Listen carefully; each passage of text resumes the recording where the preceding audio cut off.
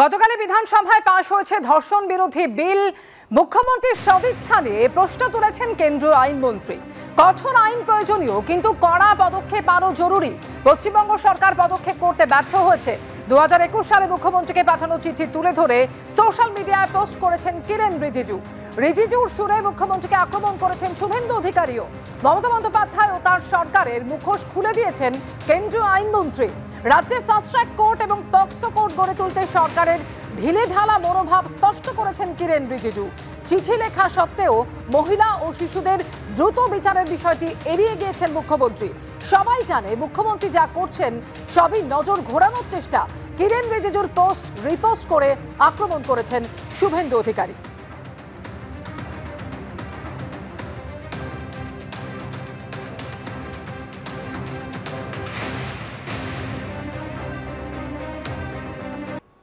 শিক্ষা নিয়োগ দুর্নীতি মামলা এবার ইডির মুখোমুখি মন্ত্রী চন্দ্রনাথ সিনহা। সকাল 10:30টায় সিজিও কমপ্লেক্সে হাজির হয়েছেন তিনি। এর আগে গত মার্চ মাসে চন্দ্রনাথ সিনহার বাড়িতে তল্লাশি চালিয়েছিল ইডি। উদ্ধার হয়েছিল 41 লক্ষ টাকা, বাজেয়াপ্ত করা হয়েছিল মন্ত্রীর ফোন, এমনই দাবি করা হয়েছিল ইডির তরফে। এ সম্পর্কে বিস্তারিত জানবো প্রকাশ সিনহা প্রতিনিধি রয়েছেন এই মুহূর্তে সরাসরি আমাদের সঙ্গে। প্রকাশ, এর আগে মার্চে তল্লাশি চালানো হয়েছিল চন্দ্রনাথ সিনহার বাড়িতে এবং সেখান থেকে পাওয়া তথ্যের ভিত্তিতে তাকে তলব করা হয়েছে। আজকে তার থেকে মূলত কি বিষয় জানতে চাইতে পারেন তদন্তকারীরা? কি খবর ইডি সূত্রে?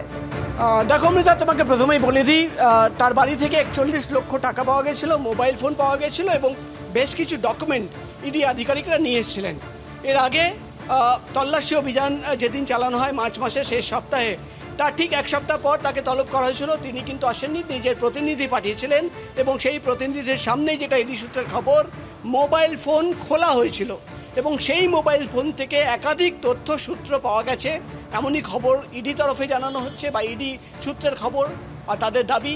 এবং সেই তথ্য সূত্র সামনে রেখেই কিন্তু মন্ত্রী চন্দ্রনাথ সিনহাকে জিজ্ঞাসাবাদ করা হচ্ছে। আমি তোমাকে ছবি দেখাবো, তুমি দেখতে পাচ্ছ সিজিও কমপ্লেক্সের 7 তলায় ইডির অফিস এবং ইডি অফিসের জোন 2 এই মামলার তদন্ত করছে, শিক্ষা নিয়োগ দুর্নীতি মামলা। এবং তোমার মনে থাকবে বোলপুরে গিয়ে মন্ত্রী চন্দ্রনাথ সিনহার বাড়িতে ঘন্টার পর ঘন্টা ম্যারাথন তল্লাশি অভিযান চালানো হয়। নগদ 41 লক্ষ টাকা পাওয়া গেছিল, যার কোনো সদুত্তর কিন্তু তিনি দিতে পারেননি যে এই টাকা কোথা থেকে আসলো, সেই টাকার সোর্স কী ছিল।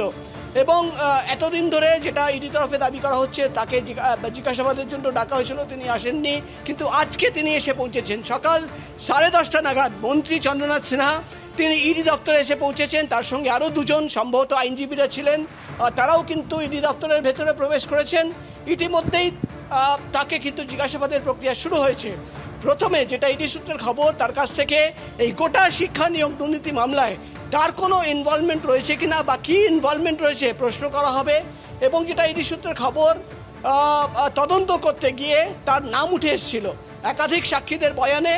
এমনকি ইডির তরফে দাবি করা হচ্ছে টাকার লেনদেনে কিছু সূত্র পাওয়া গেছিল এবং সেই সূত্র, সেই তথ্য, সেই প্রমাণ এবং মোবাইল ফোনের তথ্য সামনে রেখেই কিন্তু আজকে মন্ত্রী চন্দ্রনাথ সিনহাকে শিক্ষা নিয়োগ দুর্নীতি মামলায় জিজ্ঞাসাবাদ করা হচ্ছে।